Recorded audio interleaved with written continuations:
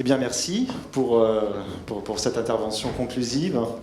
Alors, le temps est venu maintenant de savoir si vous avez des questions, si vous souhaitez interroger nos professeurs, notre praticien sur les différents sujets évoqués, en savoir un peu plus. Alors, on va faire passer les micros. Peut-être vous demander de décliner votre identité. Bonjour, Bénédicte Roumi, Chanel, directrice des activités création et communication juridique. Donc, petite question concernant cette blockchain. Je me pose la question, cette blockchain a-t-elle des conditions générales de vente? Est-ce qu'il y a un cadre de souscription à la blockchain? Je suis intéressée de savoir, étant entendu qu'on va mettre nos assets les plus fondamentaux sur cet outil, est-ce que les différentes blockchains sont susceptibles de nous amener des garanties? Enfin, outre le fait que j'ai bien compris la fiabilité, mais j'ai l'impression qu'il n'y a pas de conditions générales, d'actes d'adhésion avec des garanties réciproques. Et là-dessus, du coup, je voudrais savoir si c'est en cours, si c'est parce que je pense que, enfin, pour nos univers, bien entendu, on a parlé de savoir-faire. Aujourd'hui, la protection du savoir-faire par la directive, oui, mais tient aussi par le secret. Nous avons une culte de secret dans nos maisons.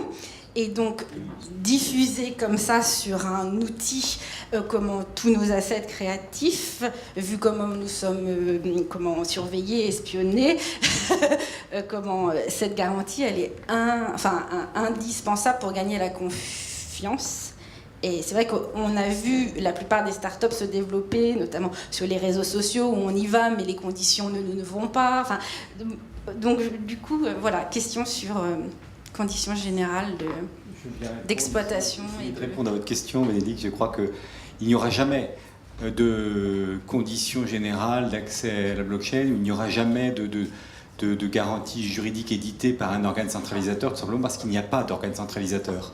Et donc en réalité, on est sur une technologie peer-to-peer, donc où précisément il n'y a pas de centre, mais cette absence de centre n'est pas une absence de garantie, je dirais c'est au contraire une protection, puisque personne ne peut, je dirais, détourner le système de façon malveillante, personne ne peut en prendre le contrôle de façon malveillante, puisqu'il est dans une technologie partagée, et donc il n'y a pas de leader, il y a, je dirais, un ensemble d'acteurs qui interviennent sur les nœuds de la chaîne, et donc il n'y aura jamais cette centralisation juridique que vous évoquez, parce qu'elle est antinomique du fonctionnement même de la blockchain. Ça, c'est la première chose.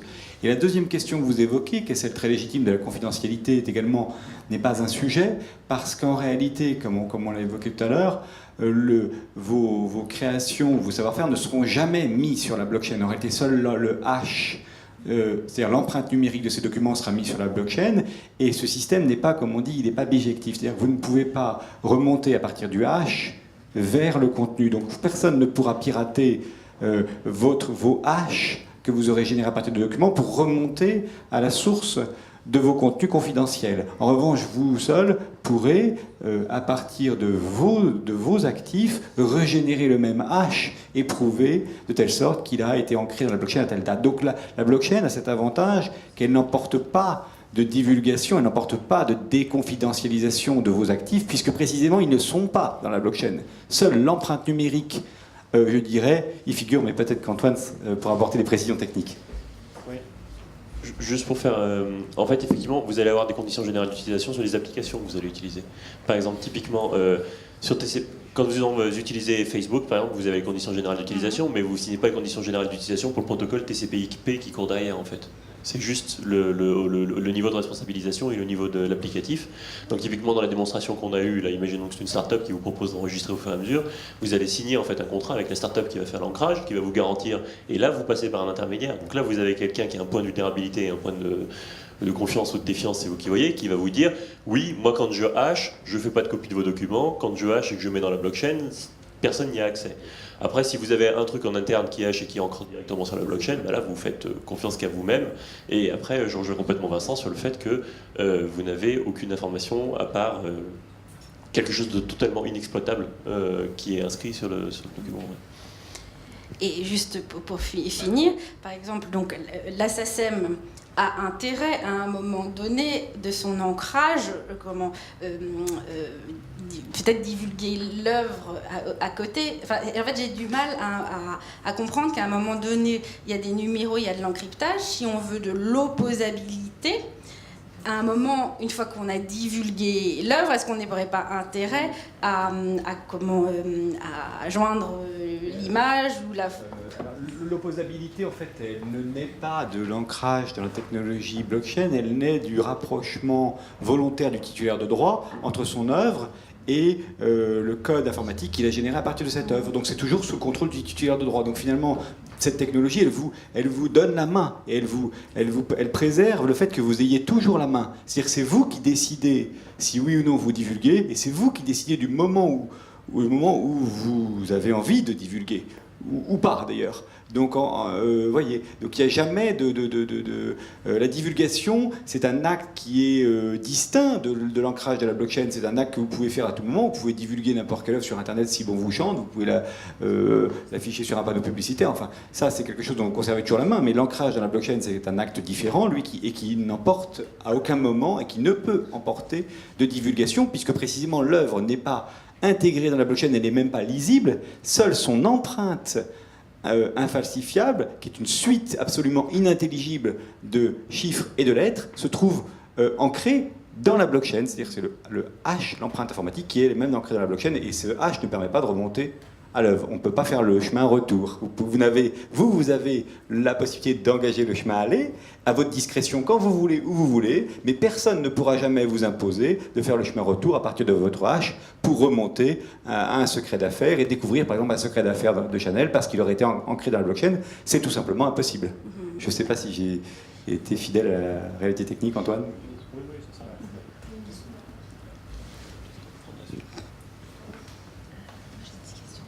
Je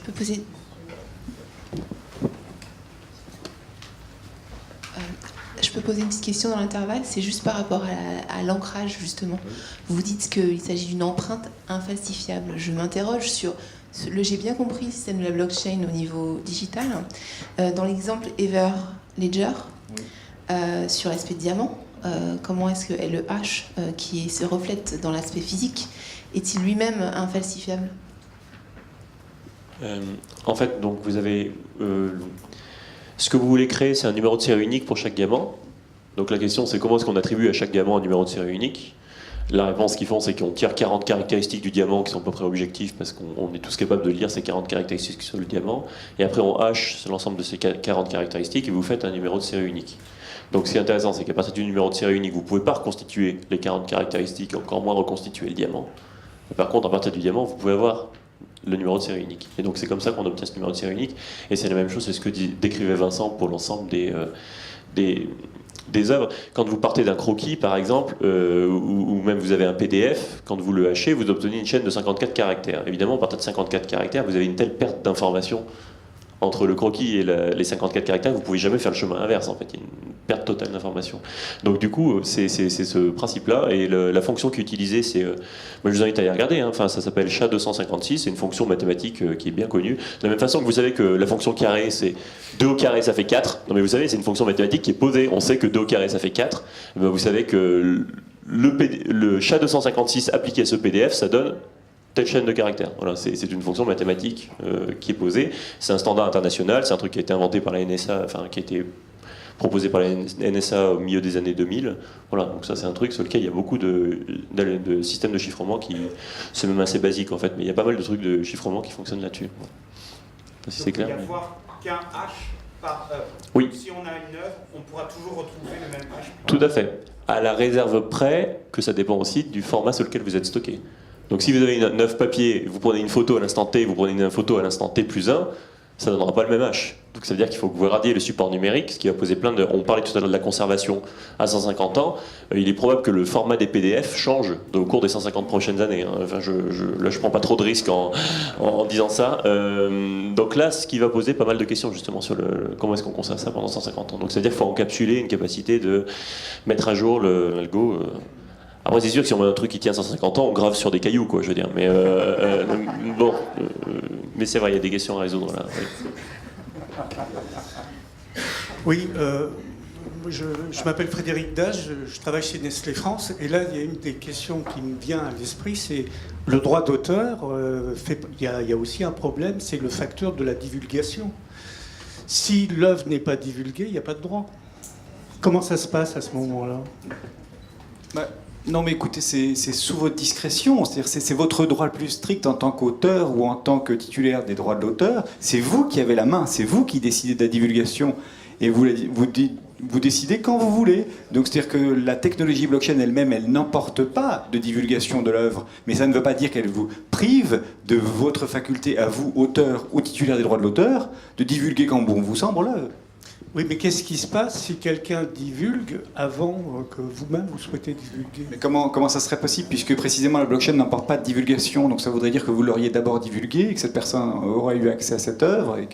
Pas forcément. Enfin, il peut y avoir des créations qui se fassent par des chemins parallèles, et on arrive peut-être à des situations où la blockchain ne sert pas à grand-chose.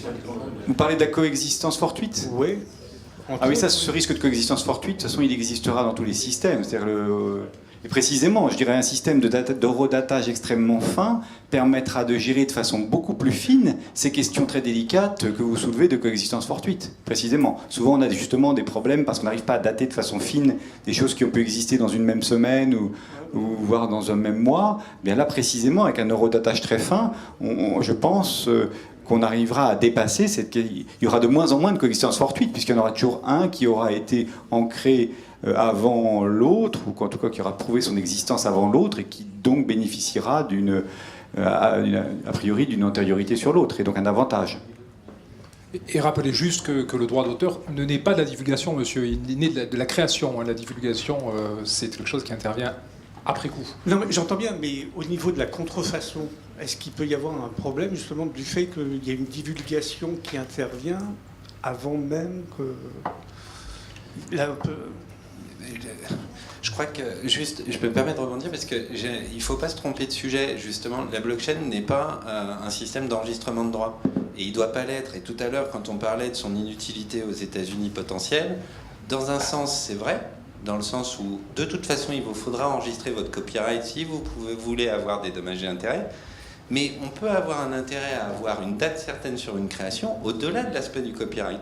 Vous avez parlé du secret des affaires. Le secret des affaires ne tombera pas sous le copyright. Mais je suis content d'avoir une date à laquelle je l'avais. Et sur le droit d'auteur, c'est la même chose avec cette idée, séparez bien les choses. Ça vous donnera une date, peut-être que votre système d'enregistrement de droit d'auteur, il faudra vous poser d'autres questions. Est-ce que je fais un copyright aux États-Unis? Est-ce que je fais une marque, un modèle en France? Enfin voilà, vous aurez toujours cet aspect. Je ne suis pas du tout dans... Tout à l'heure, je n'ai peut-être pas précisé, mais dans nos démarches, on n'est pas sur quel type de protection, on n'est pas encore à cette étape-là, on est déjà à se dire, à cette date, je peux prouver que j'avais fait ça. Après, j'en tirerai les conséquences en termes de défense, en termes de mise en place des droits. Donc on est vraiment dans un schéma différent. Et alors pendant que j'ai le micro, je me permets juste, Antoine, est-ce que vous pouvez nous rassurer sur le fait que si on s'embarque là-dedans, ça va pas casser à un moment donné et on aura une durabilité? Parce que c'est marrant le caillou, mais moi je suis dans une entreprise qui a 190 ans. Donc le caillou, j'aimerais bien l'utiliser. Oui.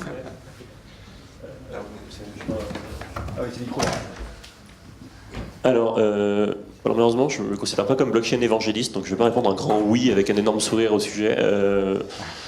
Non, je pense pas qu'on puisse garantir à 100% que si vous basculez full blockchain, vous allez avoir une... Enfin, je conseille pas du tout en fait. Mais comme vous le rappeliez, l'idée c'est pas du tout de gérer tous les droits sur la blockchain, c'est juste d'avoir un mécanisme complémentaire qui va peut-être vous faciliter la vie, qui coûte pas très cher à mettre en place et qui va vous permettre de faire des petits timestamping très très réguliers à toutes les étapes de la création.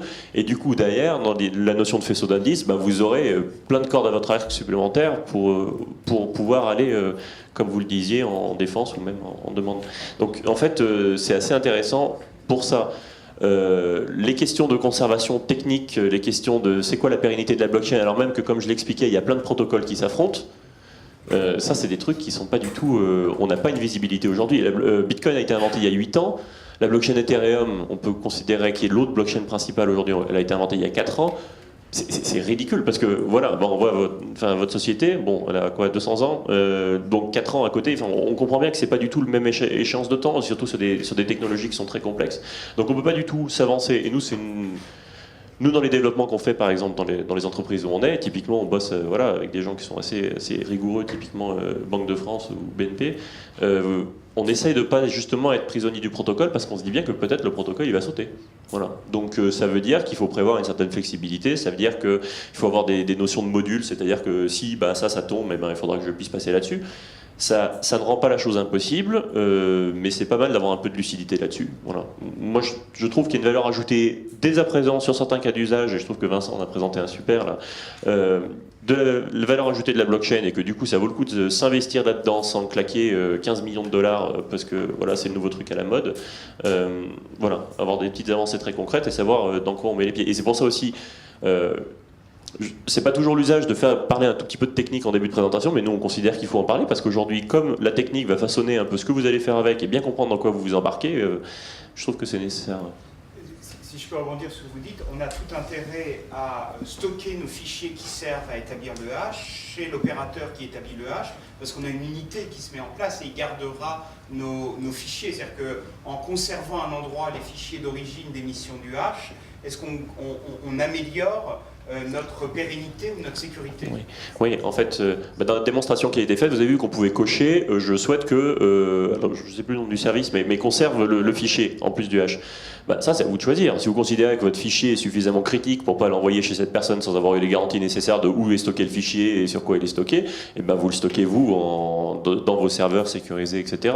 Si vous considérez que c'est du travail dont vous pouvez vous permettre qu'il y ait un jour une attaque sur cette plateforme et qu'on perde les fichiers, ou plutôt que les fichiers soient divulgués, voilà, là encore, c'est des degrés d'appréciation. Mais au moins, il faut stocker les fichiers. Ouais, ça c'est super important. C'est-à-dire que si vous perdez le fichier, votre hash ne servira plus jamais à rien. Hein. Ça c'est clair, net et précis. Et si vous perdez le fichier sous le format dans lequel vous l'avez haché, je reviens là-dessus encore, qui est une des limites importantes aujourd'hui de la techno. Et d'où l'intérêt des services de coffre-fort numérique qui aujourd'hui vont se développer et avec un encadrement qui pour le coup se met en place et l'intérêt de tous ces systèmes qui permettent de conserver les fichiers dans des conditions de sécurité optimales. Donc il faut combiner les deux pour pouvoir refaire le lien, puisque c'est l'élément essentiel, le lien entre le fichier et le hash, il faut toujours pouvoir le refaire. Donc il faut conserver... parce que stockage de fichiers sécurisés, c'est un métier, quoi. Donc hacher et mettre dans une blockchain, c'est un métier. Il y a des sociétés qui feront très bien les deux, il y en a qui feront pas les deux. Voilà. Donc là, après, c'est à chacun d'être juge de qu'est-ce qu'il souhaite faire lui-même. L'avantage de la blockchain, une fois encore, c'est que chacun peut faire énormément de choses soi-même avec ça, et sans forcément se compliquer vachement la vie, et sans forcément passer par des intermédiaires. Après, quelle est la partie du métier que moi je veux internaliser? La vraie question, elle est plutôt là, à mon avis. Et en termes de coûts, à partir du moment où on va être dans une logique de protection quasi quotidienne, puisque finalement c'est vraiment là l'intérêt. En termes de coûts, en fait, ça dépend. Non, mais en fait, ça dépend de votre protocole, ça dépend sur quel protocole vous travaillez. C'est sûr qu'aujourd'hui, le truc le plus sécurisé que vous avez, c'est Bitcoin. Mais Bitcoin à la transaction, c'est assez cher aujourd'hui, puisque le réseau est un peu saturé. Peut-être que dans un an, le réseau sera plus saturé et ça retombera à des taux assez simples. En revanche, ce qui est sûr, c'est que vous avez un système. En fait, là, on a parlé, une œuvre égale un hash. On a dit ça jusqu'à présent. En fait, vous avez des systèmes, sans rentrer dans le détail, Merkle root, c'est-à-dire que vous écrasez. Vous faites des hashes de hash, c'est-à-dire que si vous avez 200 œuvres enregistrées en une journée, au lieu d'enregistrer 200 hashes, vous enregistrez un seul qui est la combinat de tous les hashes d'au-dessus. Donc en fait, ça revient assez peu cher parce que vous faites une transaction, mettons, par jour. Après, si vous voulez faire 2 transactions par jour, c'est votre choix aussi, mais vous voyez, il y a ce système-là. Vous pouvez aussi faire du stockage temporaire pour limiter. Donc le coût, en opérationnel cost, il est pas très élevé. Il dépend aussi du protocole sur lequel vous êtes. Une question au fond. Non. Le micro arrive jusqu'à vous. Merci. C'est une question technique suite à ce qui vient d'être dit. Est-ce que ça veut dire que... Mais qui êtes-vous? Ah pardon, je suis de l'IFM, Lucas Delattre, pardon, de cette maison. Est-ce que ça veut dire qu'il va falloir construire énormément de serveurs? Est-ce que la capacité des... Parce que si on envisage ce qui vient d'être évoqué depuis 2 heures, on se dit que quand même le nombre de données à stocker est considérable. Et est-ce que ça veut dire plus de serveurs et plus d'investissements massifs dans les serveurs? Merci. Je pense que c'est pour moi. Alors, effectivement, vous posez une bonne question, dans le sens que, comme on l'a expliqué, vous dupliquez la donnée avec la blockchain. Donc, effectivement, par nature, vous allez dupliquer beaucoup de choses, donc il va falloir plus de puissance de stockage. Bon, ceci dit, on est déjà dans un monde où il y a beaucoup de puissance de stockage excédentaire. D'abord parce qu'on a plein de devices qui ont de la puissance de stockage qui est totalement sous-exploitée. Ensuite parce qu'il y a une certaine vague dans une certaine année où il y a un certain nombre de personnes qui ont dit aux grandes entreprises « Eh, si vous achetez plein de serveurs », donc aujourd'hui il y a des dizaines de milliers de serveurs qui sont absolument inutilisés parce qu'on s'est rendu compte que le cloud c'était pas mal en fait. Donc en fait, la puissance de stockage, il y en a quand même pas mal aujourd'hui. Et ce qu'il faut bien comprendre, c'est que parce qu'on stocke des trucs, si on parle uniquement de hash par exemple, si on parle uniquement de ce qu'on disait là, cet identifiant unique d'œuvre, ben ça c'est pas lourd, c'est une chaîne de caractères. Je veux dire, vous pouvez enregistrer toutes les œuvres d'Hermès pendant 30 ans et ça fera à peu près la taille d'un gros fichier Word, donc c'est pas non plus... voilà. Alors après c'est sûr qu'une blockchain, non mais voilà, donc c'est sûr que ça va augmenter la puissance de calcul, c'est sûr que c'est une des problématiques du début.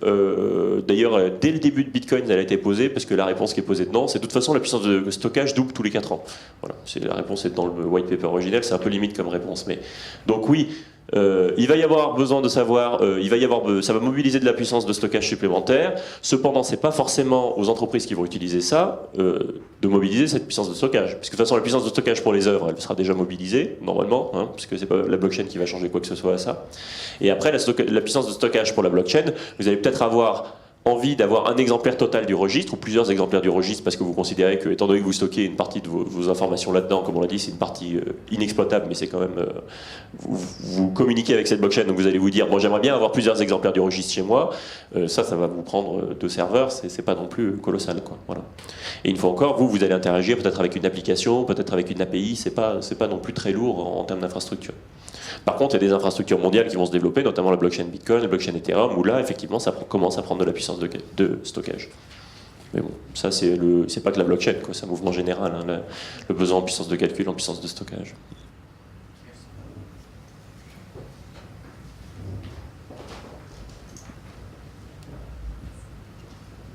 Merci. Alex Amarche, doctorant en droit d'auteur à Grenoble.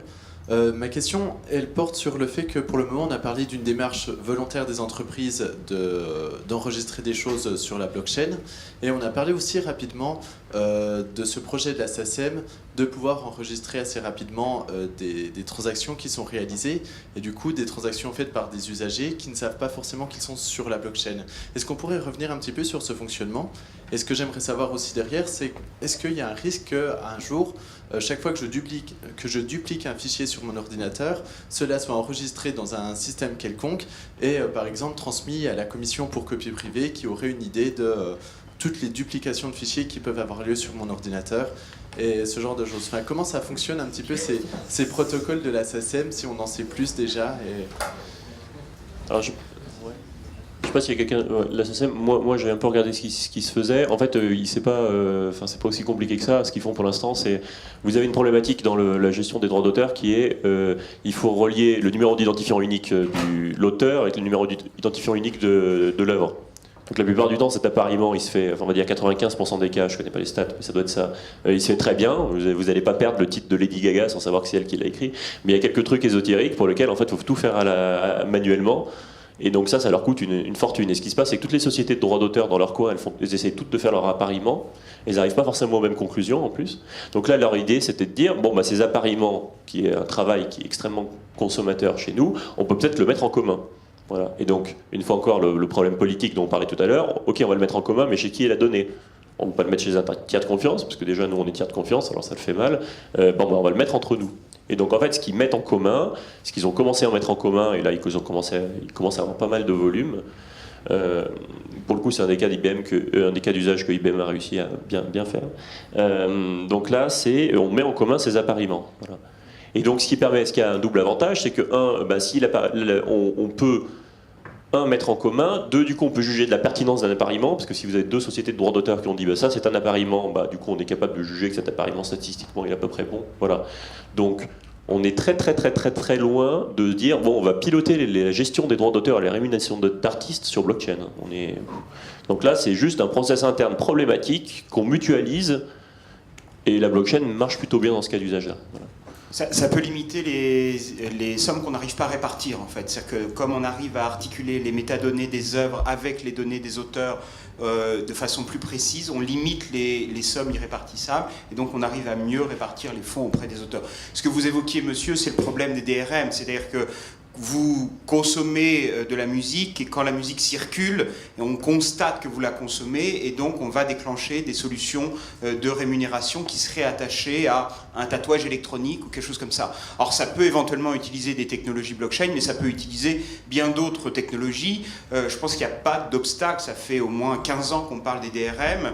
Alors il y avait probablement des freins parce qu'on y voit un élément liberticide, on y voit une atteinte à l'intimité de la vie privée, et puis il y a aussi des freins parce que tout le monde n'a pas intérêt à ce que tout soit payé tout le temps, qu'on sache précisément comment on consomme, notamment parce qu'il y a des fonds qui sont distribués, il y a des irrépartissables qui servent à financer d'autres choses. Si vous diminuez les irrépartissables, eh bien vous avez moins de financement pour d'autres projets. Mais la technologie faisant, eh bien on se rend compte qu'aujourd'hui, on semble de moins en moins accepter que les sommes attachées à l'exploitation d'une œuvre ne soient pas directement affectées à l'auteur de cette œuvre. Et comme les technologies le permettent, eh bien on va probablement repenser les logiques qu'on a eues face au DRM, mais ça c'est des vieilles histoires du droit d'auteur.